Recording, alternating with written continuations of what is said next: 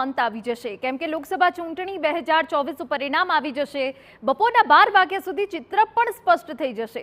પરંતુ તે પહેલા જે એક્ઝિટ પોલ સામે આવ્યા છે તેને ક્યાંક ભાજપના 400 પારના દાવાને લઈ અસમંજસતાનો માહોલ ઊભો કર્યો છે, જ્યારે વિપક્ષના 295 ને પારના દાવાની પણ હવા કાઢી નાખી છે. ત્યારે એક્ઝિટ પોલ અંગે બનાસકાંઠાના લોકો શું માને છે, આવો જાણીએ.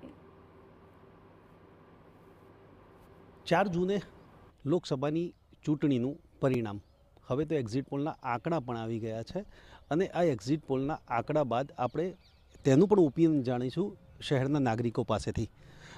ખાસ કરીને જે પ્રકારે લોકસભાની ચૂંટણી લડાઈ છે, અત્યારે મતદાનની પણ સ્થિતિ તમે જોઈ હશે અને એક્ઝિટ પોલના આંકડા પણ આવ્યા છે. શું માનવું છે?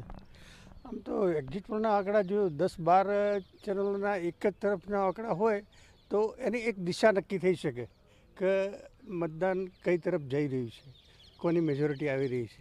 બાકી એક્ઝેક્ટ તો ફિગરો એક્ઝિટ પોલ રિઝલ્ટના દિવસે જ મળે. મતદાનની સ્થિતિ જોતાં શું લાગે છે? મતદાનની સ્થિતિ જોતાં હાલ તો એવું લાગે છે કે બધા એક્ઝિટ પોલ એક જ બાજુ છે, તો ભાજપને એટલે એનડીએને મેજોરિટી મળે અને સરકાર એની ફરીથી બને. ચોક્કસ જે પ્રકારે મતદાન થયું છે અને જો ઉમેદવાર છે એ જીતે તો લોકોએ અથવા મતદારોએ એમને વોટ શા માટે આપ્યા હશે? જ્યારથી દેશના વડાપ્રધાન તરીકે નરેન્દ્રભાઈ મોદીએ નેતૃત્વ સંભાળ્યું છે ત્યારે દેશના નાગરિકોને એક ભરોસો બેઠો છે.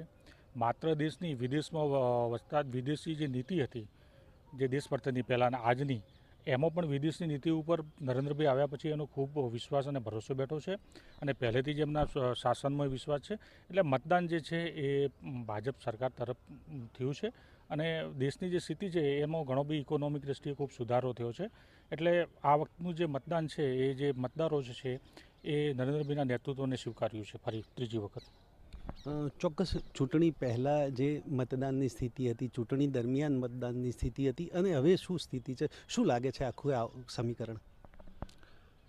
ચૂંટણી દરમિયાન, ચૂંટણી પછી અને એક્ઝિટ પોલના જે નિર્ણયો છે એને જોતાં એમ લાગે છે કે ભારતના લોકોએ ફરી પાછા હેટ્રિક આપવા માટે નરેન્દ્ર મોદીને આવકાર્યા છે, એમના કાર્યોને આવકાર્યા છે અને વિકસિત દેશ તરફ ભારત આગળ વધે એવા સૌ લોકોએ પ્રયત્નમાં પોતાનો હાથનો ફાળો આપ્યો છે. ચોક્કસ જે પ્રકારે ઇન્ડિયા ગઠબંધન અને એનડીએ આ બંને જે હતા એ લડ્યા છે, સામસામે ટક્કર પણ રહી છે. શું માનવું છે, કોણ બાજી મારશે? વિકાસની રાજનીતિ, મજબૂત નેતૃત્વ, લોકોનો વિશ્વાસ અને છેલ્લે એક્ઝિટ પોલનું આંકલન, આ બધું ભેગું થઈ અને 400 પાર સીટો જતી હોય એવું લાગી રહ્યું છે, સ્પષ્ટપણે લાગી રહ્યું છે. અને જ્યારે પરમ દિવસે જ્યારે 4મી તારીખે કાઉન્ટિંગ થવાનું છે ત્યારે બધી વસ્તુ ભેગી થઈ અને જે રીતે ટીવી મીડિયાનું આંકલન જે રીતે બતાવી રહ્યું છે, ચોક્કસ દેખાઈ રહ્યું છે કે 400 પાર થઈ રહ્યું છે. અને મેં તો આજે કોઈક ન્યૂઝ ચેનલમાં પણ જોયું કે મોદી સાહેબે આજથી જ એમની નેક્સ્ટ ઇનિંગ શરૂ કરી દીધી છે, રિવ્યૂ મિટિંગ વગેરે અને આગળની કામગીરી શરૂ કરી છે. ચોક્કસ મોદી સરકાર ફરી હેટ્રિક કરશે. ચોક્કસ તો જે પ્રકારે લોકોનું માનવું છે અથવા તો જે નાગરિકોનું માનવું છે કે જે પ્રકારે એક્ઝિટ પોલના આંકડા છે તેના પરથી સ્પષ્ટ થાય છે કે મતદારોએ છે, લોકોએ છે, મોદીને મત આપ્યા છે અને 400 પારની તેમનો વિશ્વાસ છે. અતુલ ત્રિવેદી, TV9 બનાસકાંઠા.